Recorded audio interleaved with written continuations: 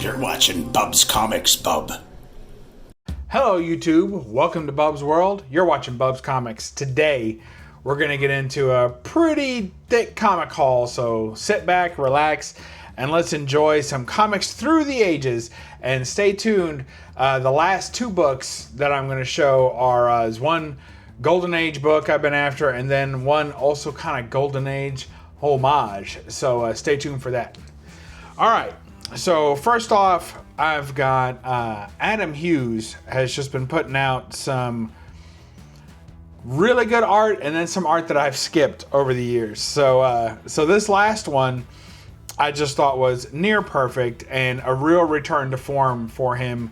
And there's been a couple, I think I've got a couple in this haul that I'm pretty excited about. But here we have, what is this, Pop Kill number 3, maybe? Yeah, looks like that to me. So I think everybody picked this book up. Even if you're not an Adam Hughes fan, I think this book screamed, put me in the collection. So, you know, the hot dog is a little hard grip on that hot dog there, but other than that, pretty good work. Love it. Adam Hughes just really doing a fantastic job on this one.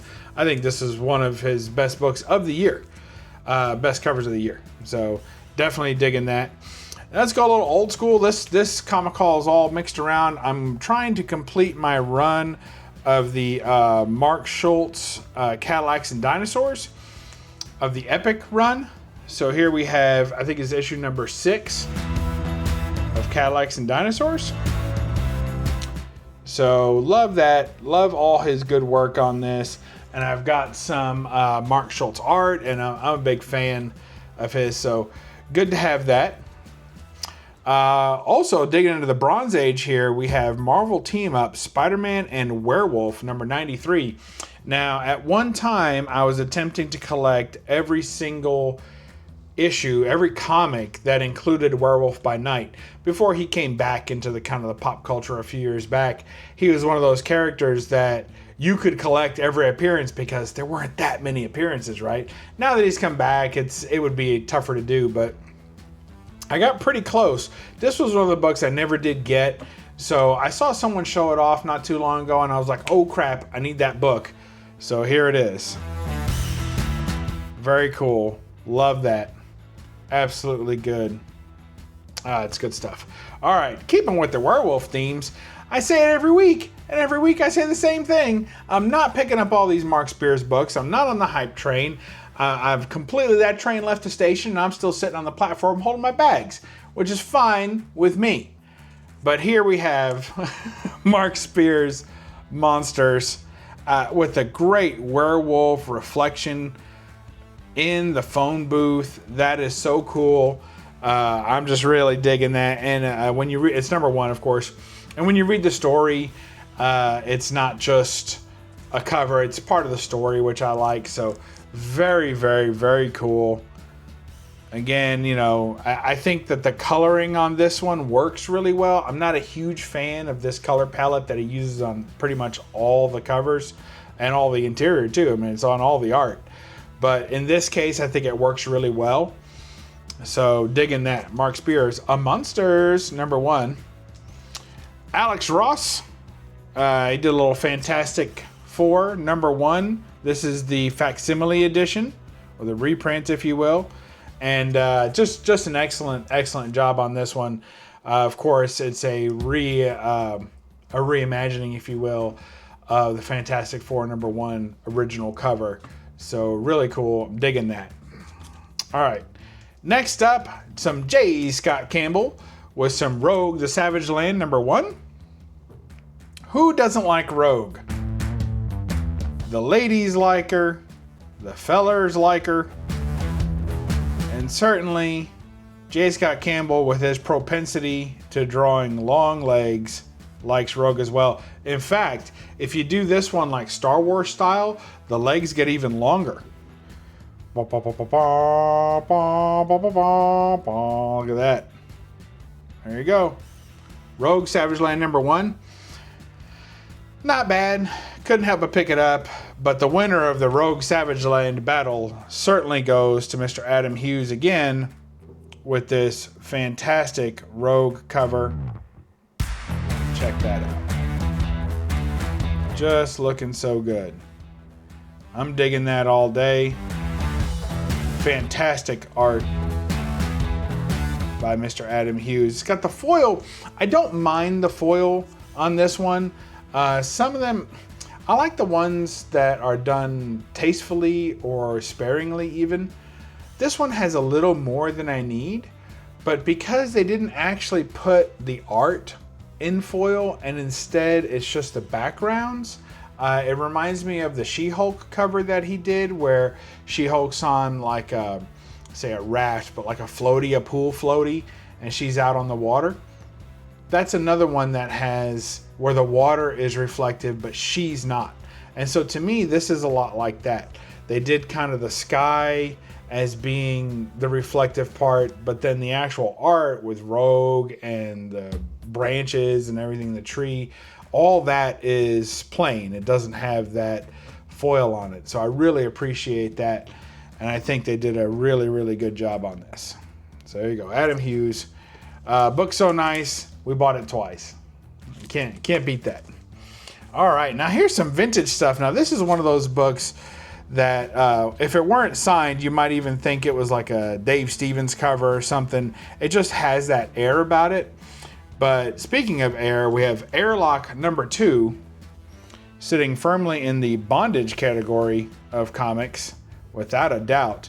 And this is done by Topper Hemmers? I don't know. Well, there it is. Good luck with that one. But pretty good stuff. The background is a little bit, you know, like Dave Stevens wouldn't do that and have just little squigglies for, you know, the background of people, the crowd.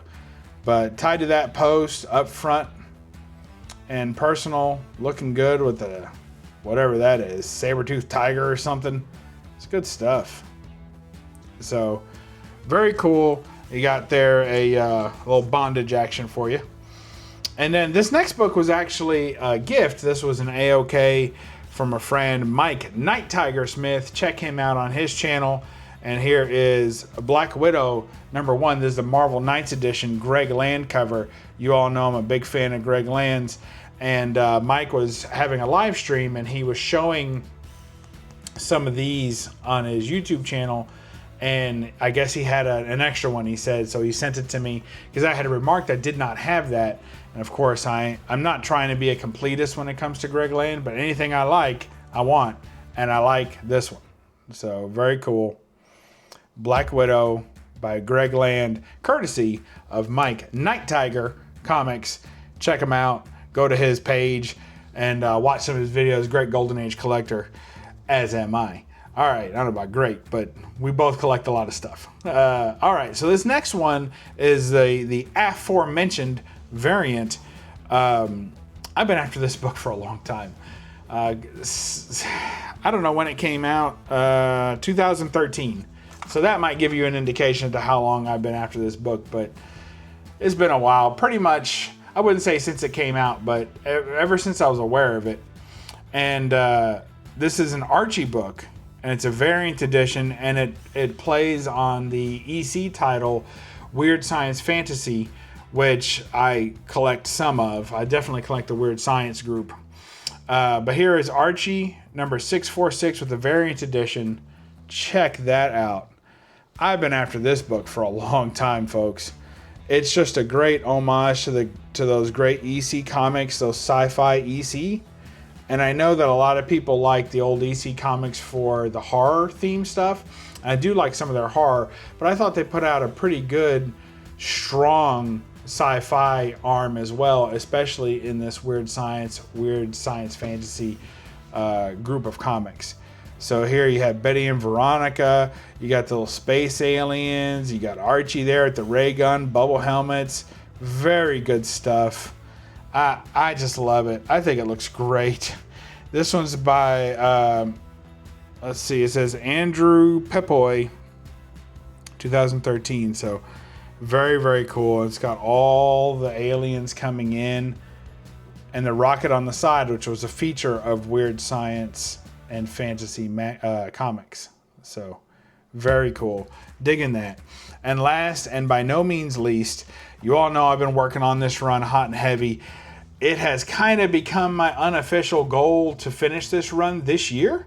So with all hopes it will happen, I am now only 2 issues away from completing my Captain Science run now that I have issue number 2 of Captain Science.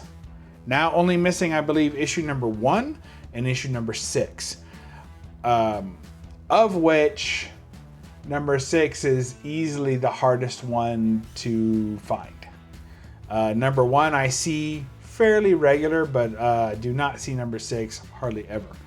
So hopefully my trip to Heroes Con this year and I'll secure one or both of those books.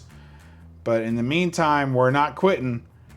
And I have a couple out there that I've got a line on. Like, you ever have a book that, well, this is what I do. So before I go to a convention, I'll have like an idea of the books that I want, and then I'll start pre-hunting them before I go to the convention to see how much the best one I can find at the best price online. And that way I know that if I don't see the book in better condition at a better price, then I know where the price and condition is that I can get it for tomorrow if I change my mind.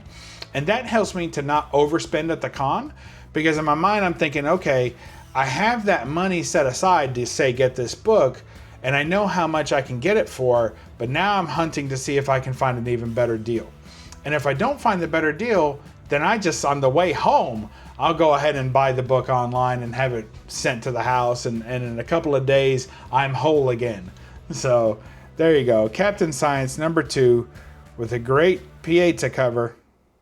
Look at that. Isn't that fantastic? And the flying saucers, ray guns, bubble helmets, the whole niner. She's looking laid out. She's tired. She's had a rough one. She's tired of battling these aliens. She just wants to rest. Old Captain Science is going to take her back to the ship and let her rest.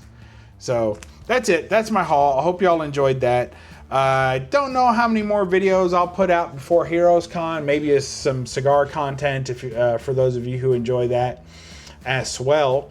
So probably going to put out some more of that. Maybe 1 or 2 more videos before the con, and then be the great con haul and all that good stuff. And I may do a couple of shorts and a couple of videos on the con, so that'll be fun too. I didn't opt for a press pass this year to the con. I just paid my fees, and we're just going to go and have a good time and see everybody. I'll be there Friday at Heroes Con, so if you're in the area and especially if you're at the con and you see me, say hi, and I'll say hi back, probably. And if you're one of those people I don't like too well, you probably won't say hi to me anyway. No, I'm just kidding. But, if you see me, say hi. I'll say hi back. And, that's how it goes. It's always fun to meet people at the convention. So that's it. We'll catch you next time in Bub's World. Remember to read a comic and don't apologize for the glare. Bye-bye.